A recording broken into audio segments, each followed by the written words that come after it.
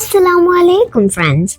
Today I'm excited to share with you the inspiring story of Hazrat Imam Muhammad Taqi alayhi salam, also known by his most famous title, Al Jawad alayhi salam. This is our 11th story from the series of Heavenly Children. Let's open the pages of this incredible story from his childhood and discover the remarkable events that shaped his life and character. As the sun began rising over Baghdad, the city slowly came to life. People started getting ready to begin their day. The markets opened and crowds of people began to flock up and down the market walkways. Women hung out the laundry to dry, while children bolted out the doors to meet their tutors. The streets were alive with hustle and bustle of the day's work. Suddenly, the peaceful morning was disturbed by the loud clattering of horses' hooves. Concerned, people started to step outside of their homes and shops to see what was going on. Before they could understand what the commotion was about, heavy whips came cracking down on and around them. The lashing of the whips was so loud, it frightened the people back into their homes. For no apparent reason, they were being attacked by two large soldiers on horseback. The people fearfully peered out of their windows, praying for the safety of everyone on the streets. They hoped that, as the soldiers made their way through the city, their neighbors could escape the soldiers' whips and horses' hooves. Why were the soldiers behaving this way? The roads were wide enough for everyone to pass, and nobody was blocking the way.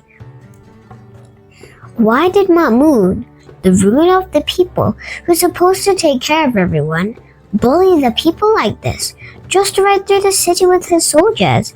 They could not understand.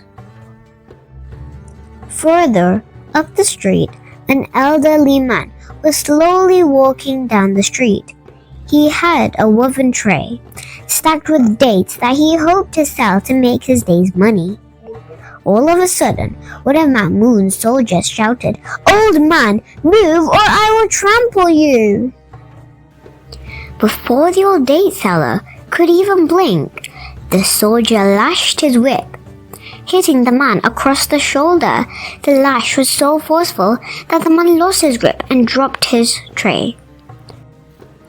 All his dates tumbled to the ground, rolling this way and that on the dusty road. He tried desperately to gather them up, but it was too late. The horses had trampled all over them. They lay squashed, broken, and covered in dirt all over the street. He would not be able to sell a single one. But this kind of treatment from the evil Mahmud was routine.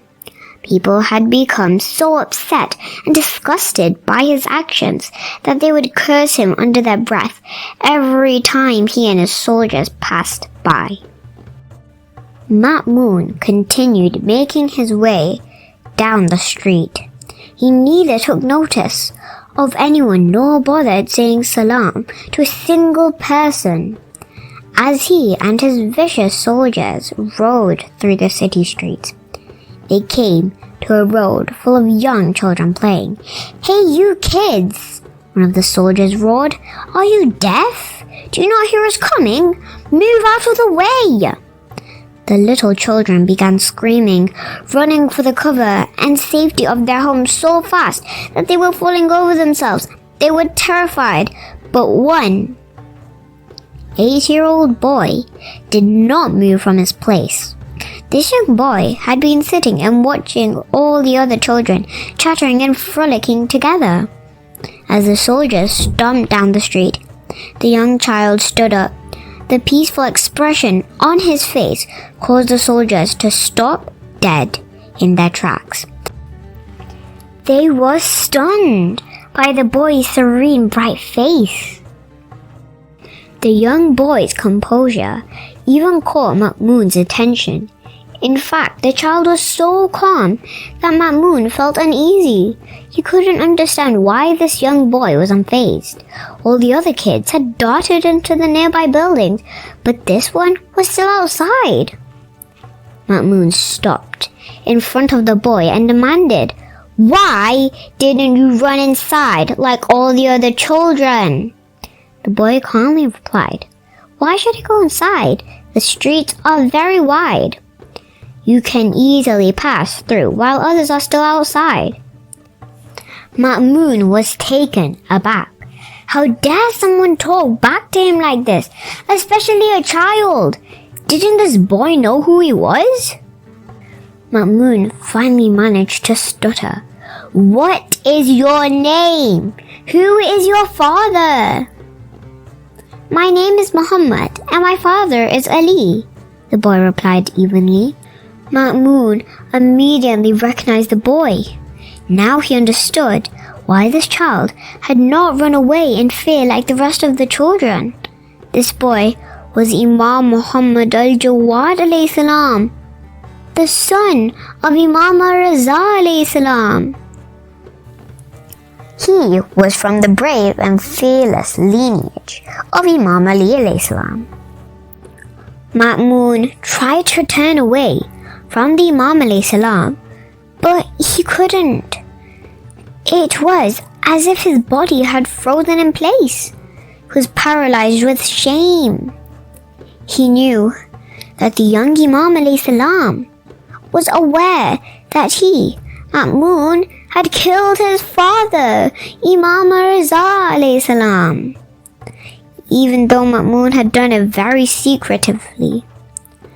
The people had eventually found about his evil deed. Imam Al Jawad alayhi salam looked straight into Ma'mun's eyes, completely at peace. Suddenly, Ma'mun realized that his soldiers were staring at him.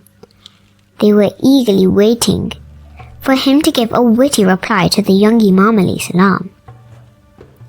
But he was at a loss for words. The boy had chained him into silence. Ma'mun put up his hand and stiffly called out, "Very well, let's go." Now his soldiers were speechless. This little boy had dumbfounded the Caliph. Instead of compelling the boy to run out of fear, Ma'mun was the one stepping out of the way in discomfort. Bewildered, the soldiers began moving forward.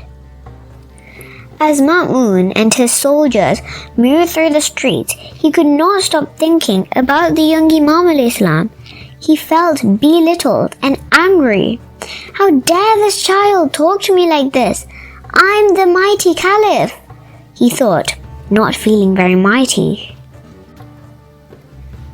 As Ma'mun and his men rode further and further away from the city, a renewed sense of peace settled over the streets. Slowly, the children began venturing out again, flocking around Imam Al Jawad alayhi salam like moths to a light. They were so happy and enamored by his fearlessness. Soon, the streets were once again filled with the boisterous cheers and laughter of all the young children.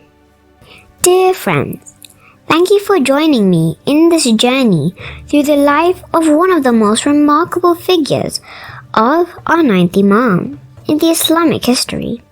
May we all strive to live by the lessons he has imparted through his exemplary life. Ilahi Ameen. See you again with the childhood story of our 10th Imam Al-Naqi alayhi salam soon. By then, take care and Allah Hafiz.